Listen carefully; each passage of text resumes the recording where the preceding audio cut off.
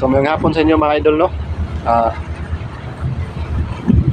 Kanina medyo mga idol, para ni sa mga kaning mga baguhan na content creator. So atong mga baguhan na content creator, ayaw lang mo ka pagwala o paglaom. Ipadayon lang ninyo ang inyong pag vlog kay maabot ra ang panahon na makasweldo ra mo. Kay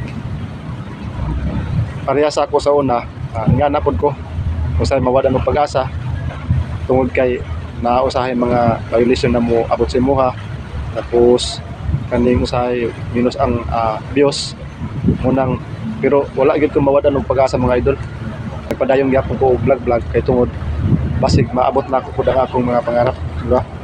So wala na to mahibalan mga kaidol na basing diri sa atong pag-vlog, so makuha na to atong gusto ug mapalit na to atong kinahanglan paliton, diba?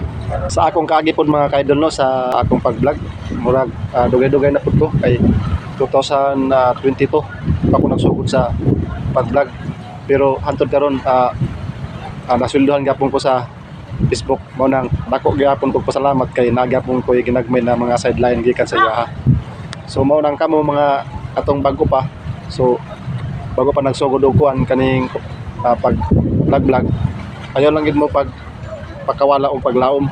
Ipadayon lang ninyo ang inyong gusto kay wala may magbuot sa tuwa, diba? So kana lang mga kaidol akong ika-sud sa inyo. Hinauton ta na magmalamposon ang inyong mga hinaguan sa pag-vlog. So hinauton ta mga kaidol, no, na tagaan ko ninyo og suportahan ninyo akong mga video. So mao ra to mga kaidol, no, hinauton ta na suportahan ninyo akong video. Daghang salamat. God bless you.